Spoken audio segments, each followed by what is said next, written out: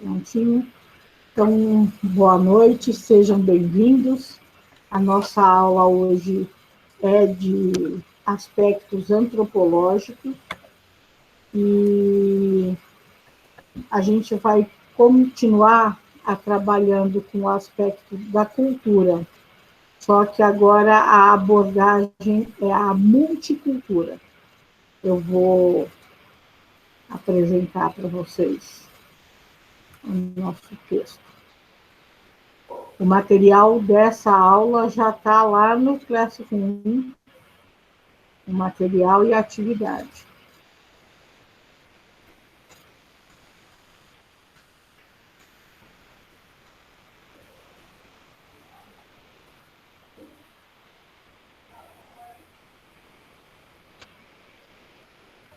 Prontinho, vamos lá.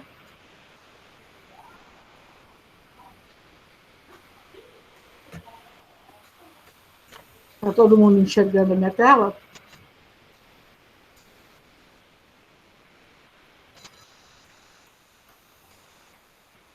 Então, vamos lá.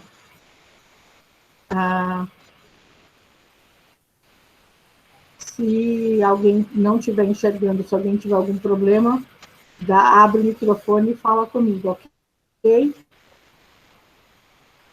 Elas parecem as letrinhas muito pequenininhas assim mesmo, porque não está dando para enxergar, não, para ver, não. Eu vou aumentar.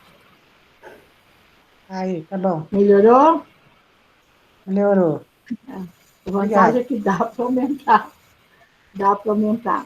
Então, a gente vai ver agora sobre o multiculturalismo, né? A gente vive num mundo globalizado. O que é o mundo globalizado? Tudo que acontece em qualquer lugar do mundo, a gente fica sabendo quase que na mesma hora, né?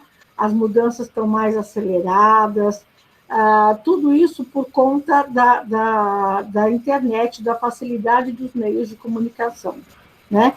E uma das consequências dessa globalização é a quantidade de pessoas que mudam de país, né? Que mudam de país. E quando ela muda de país, ela leva consigo, né, as tradições e a cultura dela.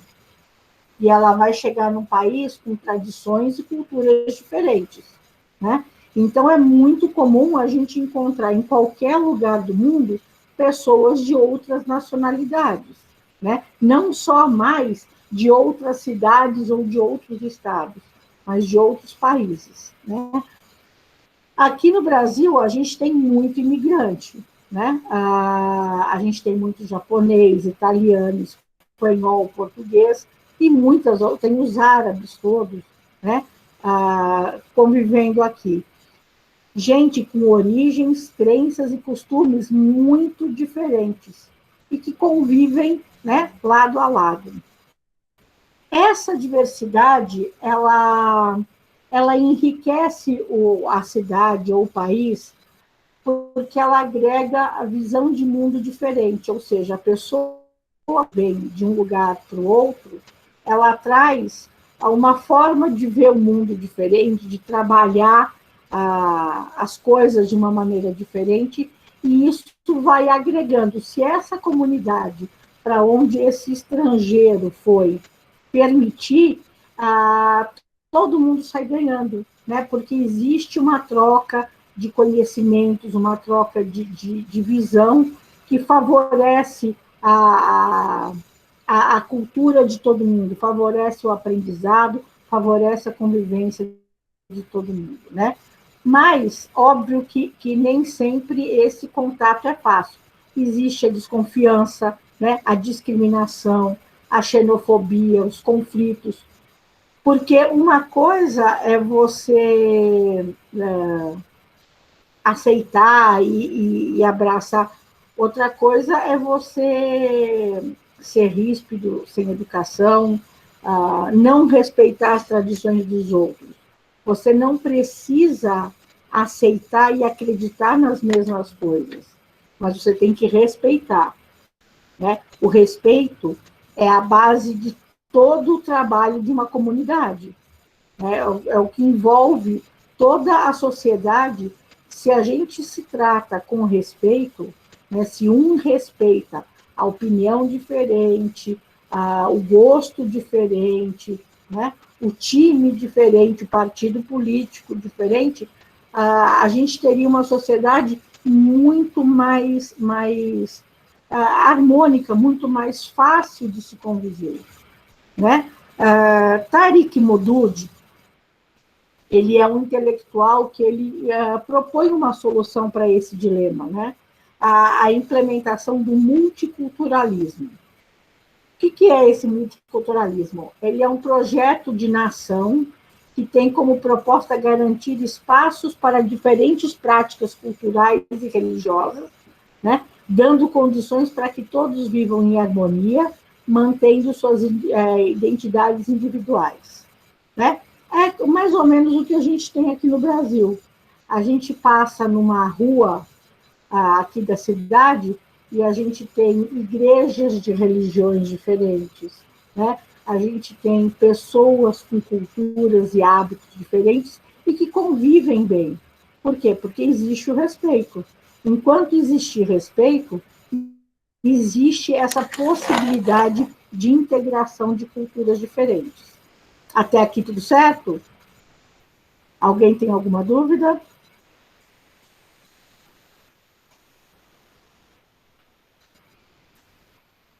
Não? Podemos seguir? Pessoal, vocês estão me ouvindo?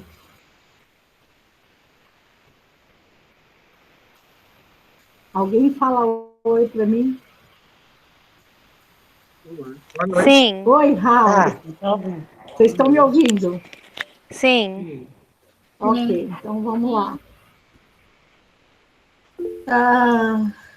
Né? Então, o Tariq Moudud, ele propõe esse multiculturalismo, né? Ele vem... essa ideia não é dele, né? Vem da antropologia, onde cada cultura tem o seu próprio funcionamento. A gente já viu isso, né? Que cada cultura tem uma forma de trabalhar, né? E nenhuma deve ser considerada superior ou inferior às outras. Elas são diferentes, mas todas têm a mesma importância, né? Isso é o que deveria ser. Na verdade, a nossa colonização ela já começa com isso errado, né? Porque os portugueses, quando chegam no Brasil, eles massacram os índios e dizimam, né? Eles tentam liquidar a cultura indígena, eles não deixam a cultura africana que eles trazem para o Brasil para trabalhar se desenvolver. Eles tentam, de todas as formas, abafar e se sobrepor a isso. Óbvio que existiram resistências, né? Graças a Deus, e a gente tem essa diversidade cultural que é o Brasil. Né? Mas existe algumas pontas, algumas críticas com essa premissa de que todas as culturas devem ser consideradas iguais, né? O escritor Mário Vargas Llosa, ele é peruano, ele contesta essa ideia de que as culturas elas devem ser consideradas iguais e que um país não deve interferir na cultura do outro. Ele diz que isso não deve acontecer, né? Cada um deve ficar no seu quadrado, quando a cultura é uma coisa que parte do respeito. Agora, quando essa cultura, né, ela existe e ela viola os direitos da pessoa, ele acha que a sociedade não pode aceitar isso calada, né? Um exemplo são as tribos africanas têm bastante disso, né? Algumas asiáticas também tinham algumas situações desse gênero, que são a cultura onde você viola o princípio humano da pessoa, onde a cultura ela traz prejuízo, ela traz dor.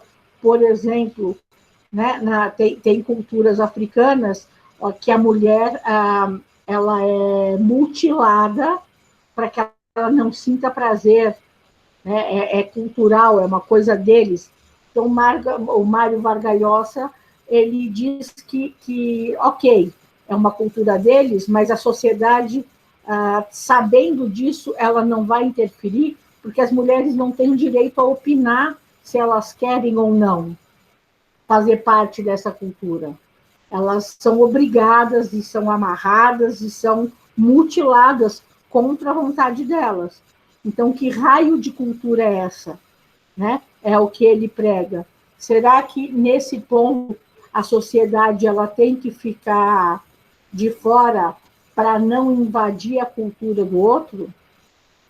Será que a gente tem que deixar crianças que passam, tem algumas culturas que o menino, principalmente, né, quando passa da adolescência, vai virando homem, ele passa por testes e por situações que também são agressivas, né, que também são vexatórias.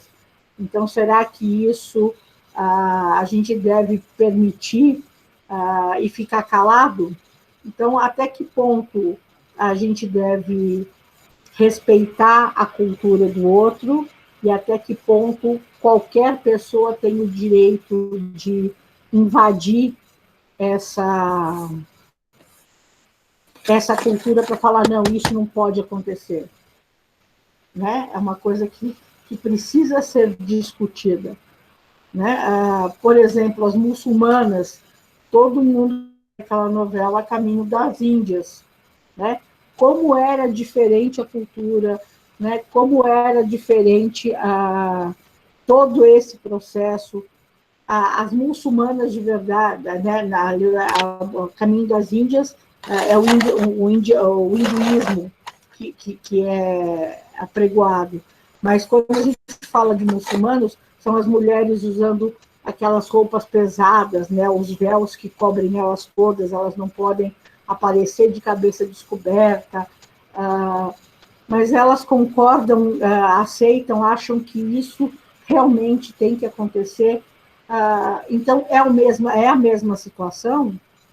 O que vocês acham? Vocês acham que a gente tá sendo coerente quando a gente permite que uma cultura mutile uma pessoa, né, em prol da continuação de uma herança cultural, ou não? Deveria sim interferir nesse processo, porque a cultura, a preservação da cultura, ela tem que ter o limite da integridade física das pessoas. O que vocês acham a esse respeito? O que vocês pensam a respeito disso?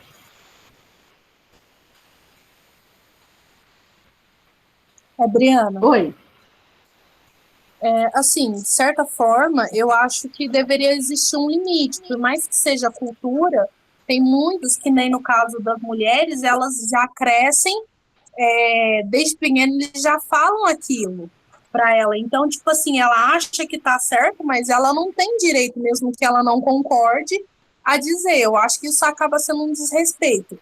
Porque, tipo, a gente tem na lei que a lei do livre-arbítrio, né? Se você quiser, você faz. Se você não quiser, você não pode ser obrigado àquilo. Mas por isso que é na nossa. Isso é na nossa lei, aqui. Né? Lá não tem. Esqueci desse lá detalhe. A gente não sabe. Lá eu acho que não, eles não têm, né? Porque eu acho que é por isso que muito, que nem nas Índias, mostra muito o pessoal fugindo, indo para outros lugares, para outros países, justamente por conta de que eles falam aqui eu não posso escolher. Então eu vou para um lugar, porque tem, né, turistas que vão, conversam, e a pessoa mostra que aqui é diferente. Então é por isso que eles acabam fugindo de lá, vindo para cá, procurar trabalho e ver que a vida aqui é diferente. Eu acho que E mesmo sendo mas cultura, mesmo deveria ter um quando certo eles limite. vêm, quando as pessoas vêm para cá, muitos não conseguem se adaptar, porque a cultura é muito diferente. O choque cultural, ele não é fácil para ninguém, né? Você tem que se adaptar a situações que não são próprias suas. Então, você também tem que estar disposto a aceitar. Você está saindo do seu país, indo para um país com uma cultura diferente, você tem que estar aberto você pode não concordar, mas, no mínimo, você tem que respeitar a cultura daquele país, né, do local onde você está. Então, o dilema é grande. O Matheus levantou a mãozinha aqui. Vocês viram que agora tem uma barrinha aqui embaixo, na barrinha branca, tem um levantar a mão. Vocês podem apertar quando vocês quiserem falar, porque aparece a figurinha de vocês e uma mãozinha levantada, assim. É mesmo. Olha lá. É prática agora. Quem quer falar é só levantar a mãozinha que dá para eu ver quem quer falar. Ok? Então, Podemos por isso que eu continuar? estava vendo. É. Por isso que eu estava vendo, professora. Eu falei, uai, o que é essa mãozinha, né? Tá diferente? Quando vocês Aí querem é bom falar, saber. eu não sei se é da Silvana ou do Matheus agora, acho que é da Silvana, que está levantadinho.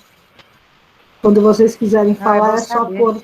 levantar a mãozinha, quando não quer mais, clica de novo que está lá escrito abaixar a mãozinha. E aí a mãozinha some da minha tela. Vamos lá? A Judite levantou a mão, olha lá. Foi só para testar. Só para testar. Eu também fiz isso quando eu descobri. No meio da reunião com a minha diretora. Falei, tem um botãozinho novo. Apertei para ver o que acontecia. Vamos lá. Então, até aqui ficou mais claro? Ficou claro esse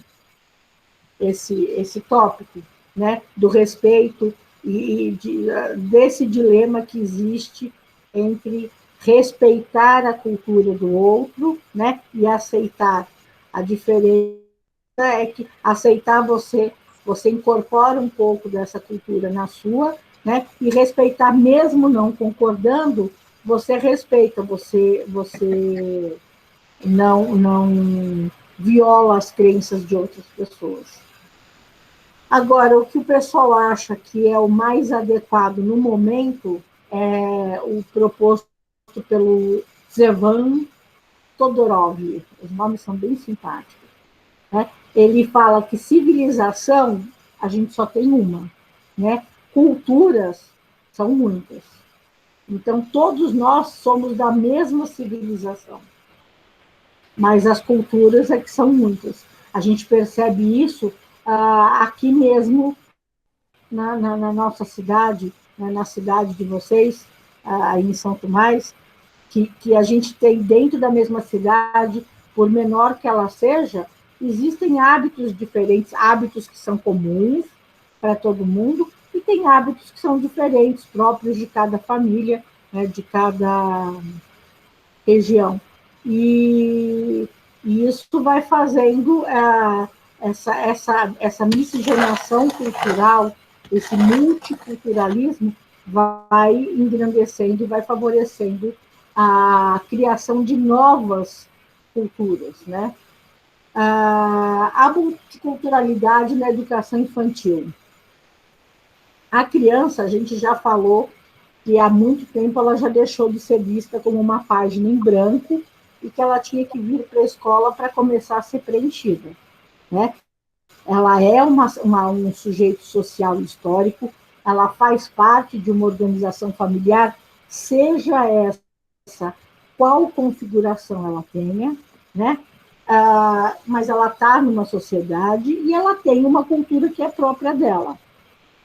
Quando ela entra na escola, né, ela traz com ela as referências da sua família, seja ela biológica ou não, mas ela traz a cultura e as referências dessa família onde ela mora, né? Isso é fundamental a gente ter em mente, né? Que toda criança, quando chega na escola, ela traz uma bagagem cultural de hábitos, de informações que são próprias da família dela. Então, a gente tem que tomar muito cuidado com a forma como se lida com essa diversidade, para você não violar, né, o direito dessa criança de ter uma visão diferente das coisas. Por isso que é importante, quando se fazem os combinados, né, da escola, deixar claro que na escola, por exemplo, minha mãe deixa eu subir na mesa. Ok. Na sua casa, se a sua mãe deixa, ok com a sua mãe. Aqui na escola, o combinado é que não se pode subir na mesa. Então, aqui na escola, você não sobe. Você não vai falar que está errado ele subir na casa dele. Se a mãe dele deixa, a gente não pode dizer que está errado. Né? Apesar de a gente achar, ou deveria achar, ou eu acho. Né? Eu acho. Mas você tem que respeitar essa multiculturalidade. E aí é que se começa o trabalho do professor em gerenciar toda essa diversidade dentro da sala, né? A escola, né, ela tem que se tornar acessível para todas as crianças, né? Todo mundo tem direito a estudar. Todo mundo tem direito a frequentar a escola. E tem que frequentar essa escola sem ser discriminado, seja por cor, seja por raça, seja por gênero, seja por religião, por qualquer coisa. Todo mundo tem o direito de estar ali e é o mesmo direito.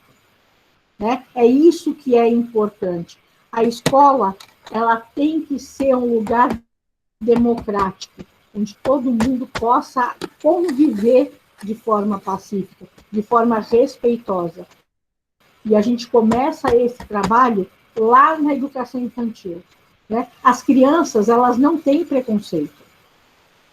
O preconceito, elas trazem, às vezes, para a escola, o preconceito que a família dela tem. Mas você consegue trabalhar isso dentro da sala de aula. Então, a criança não tem... Ela pode ter curiosidade, por exemplo, quando ela vê uma criança, um cadeirante, né? Ela vai ter curiosidade, por que ele não anda? Né? Por que ele só fica na cadeira? Se a perna dele dói, se ele não consegue ficar de pé, ela vai fazer um monte de perguntas, porque para ela é novo, né? Aquilo chama a atenção, e ela quer entender a situação. A partir do momento que essas dúvidas são esclarecidas, ela vai tratar aquela criança da mesma maneira. Ao contrário, ela é até muito solidária. Ela quer ajudar, ela gosta de ajudar, né? Ela gosta, a gente vê isso em experiências, quando a gente tem crianças especiais dentro da sala de aula, que os outros são muito solidários com eles, né? São muito cooperativos. Então, a criança ela já tem essa índole de ajudar. Então, o papel do professor é trabalhar essa diversidade para que isso se torne mesmo natural. Né? Para que a criança perceba que todo mundo é igual, que todo mundo tem o mesmo direito. Né? A gente percebe as diferenças nas crianças, daquela criança que é filha única, da criança que tem um monte de irmãos, né? Que um não sabe dividir, e que ali no meio da sala de aula, no dia a dia, essa criança ela aprende, ela vai se integrando, ela vai percebendo essas situações. Esse é o papel do professor, né? De propiciar esse acolhimento, né? De propiciar essa integração para que a socialização, para que o trabalho dentro da sala de aula aconteça de maneira mais harmônica e mais tranquila para todo mundo, né? Esse ambiente acolhedor, né, ele não quer dizer que não vai ter disputa, que não vai ter briga, que não vai ter confusão. Não. Né? A única coisa é que quando você propicia um ambiente acolhedor, as crianças não têm medo de se expressar. Então, elas vão falar o que elas gostam, o que elas não gostam, o que elas sentem, e vão existir conflitos. E nesses conflitos você vai ter que lidar como professora em ouvir os dois lados, em tentar resolver e fazer as crianças entenderem o que é que está acontecendo. Traduzir as situações, né, do dia a dia, de conflito, para uma linguagem que essa criança entenda e ela consiga entender, internalizar, para conseguir assimilar esse processo, um processo delicado, né? Então, a professora tem essa coisa do lado afetivo, né? De saber se comunicar com a criança, de tentar interpretar o que ela está sentindo, de entender o que ela está sentindo e passar isso para todo mundo entender numa linguagem que seja acessível, né? Que a criança consiga entender. Vamos lembrar que as crianças não têm a mesma experiência de vida que nós, professores, né? Então, a criança ela ainda está formando muitos dos conceitos dela. Então, o seu papel como professor é ir traduzindo, é ir buscando fazer ele entender esse processo, fazer ele entender como a sociedade funciona de uma maneira saudável, de uma maneira lúdica, que ele consiga assimilar isso dentro dos padrões da idade dele. A gente sabe que tem muita criança que é muito madura para a idade, né? São crianças que ou convivem com pessoas muito mais velhas, né? Só convivem com pessoas muito mais velhas, então a experiência dela é diferente. A gente sabe que tem crianças que assumem responsabilidades que não caberiam a ela, mas que por conta de situação familiar, é uma criança de 7, 8 anos que cuida de crianças de 5, 4, 3, 2, né? Que cuida dos irmãos mais novos e que ela não deveria cuidar. Então, trabalhar essas sensações, esses sentimentos, essas angústias, é o papel do professor de observar, né, e ir lidando com essa situação. Ficou claro, gente? Sim. Hein? Deu para entender? Sim. Ok, deixa eu dar uma paradinha.